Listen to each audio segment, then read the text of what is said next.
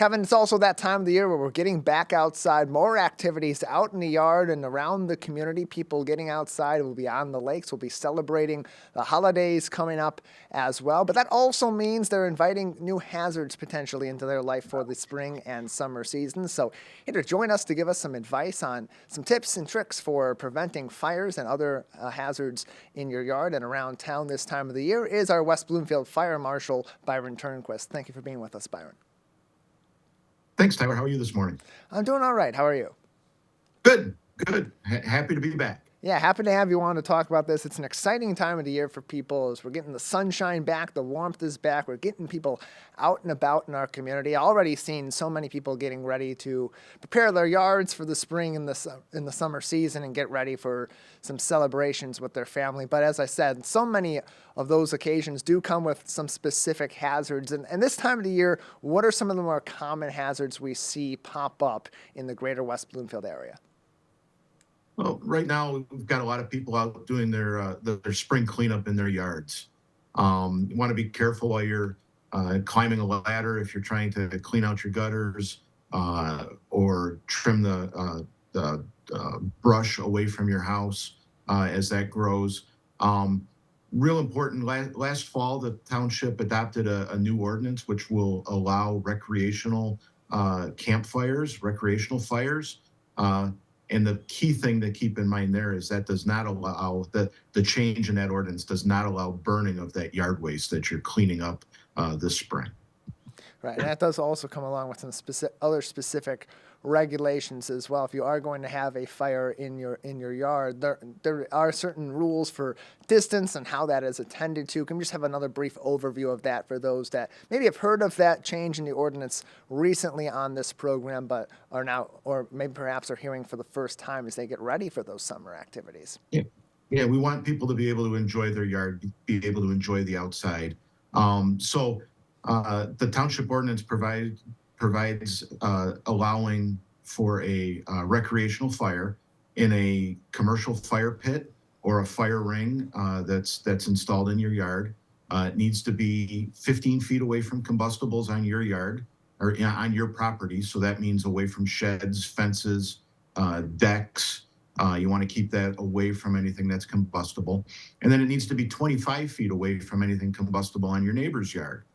So there are some restrictions, but the restrictions are, all in an effort to try to keep everybody safe and happy and be able to enjoy a small recreational fire in your yard. And we know that a recreational campfire is kind of a staple of the spring and the summer months in the state of Michigan, but that also comes with its own sort of hazards, and especially even if you're grilling or you're cooking, perhaps even on that fire itself. So as we get to that point of the year where we're seeing these campfires come up, more people going out and using their grills, what are some potential dangers that do pop up and are not necessarily common in our area, but can commonly be faced by somebody if they're not taking that preventative action? Well, just like when you're cooking in your kitchen, we recommend that you never leave that unattended. It's the same thing when you're using your grill on the deck. Actually, we recommend you don't use your grill on the deck, but most people will. Keep it away from the house. Make sure it's away from vinyl siding. Make sure that it's away from any combustible furniture. And the important thing is to be prepared. Have a fire extinguisher handy and make sure you don't leave that grill unattended. Just when you think you're going to run inside and get the meat to throw on the grill, you get that telephone call.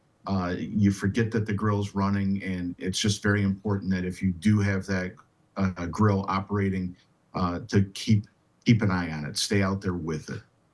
Plenty of more helpful tips on their Facebook page at WB Fire Department. That's WB Fire Department on Facebook, or you can go to wbtownship.org and navigate to the fire department for their non-emergency number to ask any questions you may have as well. Joining us is the Fire Marshal for the West Bloomfield and Tri-City Fire Departments, Byron Turnquist, on today's edition of the Splash Live. This time of the year, it's also severe weather season. We expect to have plenty of thunderstorms in the coming months that could potentially knock out our power or disrupt power in our communities. And with that, people turn to their generators. But there's also some hazards that come along with running a generator as well. As people get ready to get those generators out during some of our severe weather portions of these upcoming seasons, what should they be keeping in mind? Well, start off with the basics. Before the storm hits, get that generator out and make sure that it operates. Make sure that you can start it. I always hate to be without power and you go to fire up that generator for the first time in a long time and it doesn't work. Uh, but when you're using the generator, just like with a grill or a fireplace, you want to keep it away from anything combustible. Move it out away from your house. Make sure you keep it away from any doors or windows, any avenue that would allow the exhaust or, more importantly, carbon monoxide to enter your home. And then it's also a very helpful tip that when you refuel it, I know it's a little inconvenient, but when you refuel it, shut it down, let it cool for a while and before you put gasoline back in the generator. I hate to spill some gasoline on a hot exhaust pipe and create a fire and damage the generator and make the day even worse. Yeah, definitely something to keep in mind as we get ready for potentially some power outages this time of the year with severe weather. Another thing we commonly see with that severe weather that comes in, high winds, thunderstorms, and the like, are downed debris that lands on our power lines or in our yards, or even some downed power lines that happen this time of the year as well. Really important, Byron, that people understand what to do if a power line goes down in their yard or in their neighborhood, they encounter that. What steps should people take if they encounter a downed power line? First thing, stay away from it. Stay clear. If it's down in your backyard or on your side of your house, stay away from that down power line. Make sure that you're not touching any fences or sheds or any play structures that power line might be in contact with, because we don't want somebody to accidentally get electrocuted from a line that might be down 50, 75 feet away, but it's laying on that fence that's running alongside your driveway. So keep that in mind. Keep any pets from going in the yard anywhere near that power line as well. DTE has been working tirelessly trying to make the process better. It's never fun when we have power outages and storms. Everybody wants their power restored first, but they're working through the neighborhood or through the Metro Detroit area when a storm comes through. Just the other couple of weeks ago, power went out in my neighborhood. I've got the app on my phone for DTE. You can report it right on your phone. They'll send you text updates. That will do well, or they do a good job with that. And then it's always, you can call 911 and get us out there. We can tape the area off. We can enter that into their queue to get the downed wire replaced. Just because we're out there, it doesn't necessarily mean it's going to be faster, but we can help tape off an area to prevent people from going into that yard or going near the wire.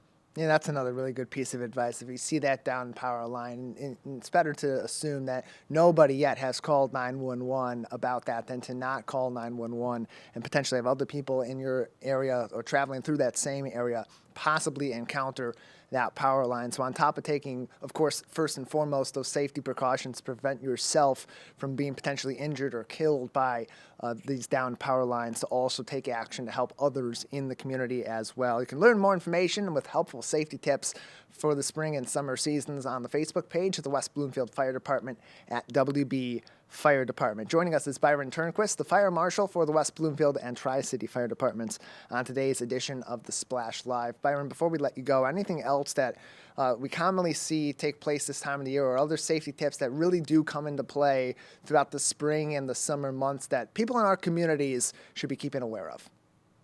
Well, one thing we see it in the wintertime when people are using their fireplaces, and we'll see it again in the spring and summer while people start using their grills.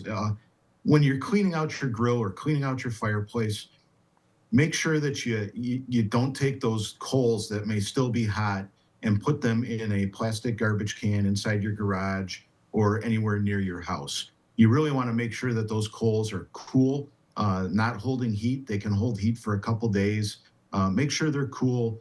Put them in a metal can away from the house. Let them sit for even a little while longer before you throw them in the garbage can to dispose of them properly. Yeah, some cool water, some shifting them around too also will help to kind of disperse the heat that they have on them also. All great advice from our friends at the West Bloomfield Fire Department. Byron, thank you so much for your time. Thank you, Tyler. Have a great day.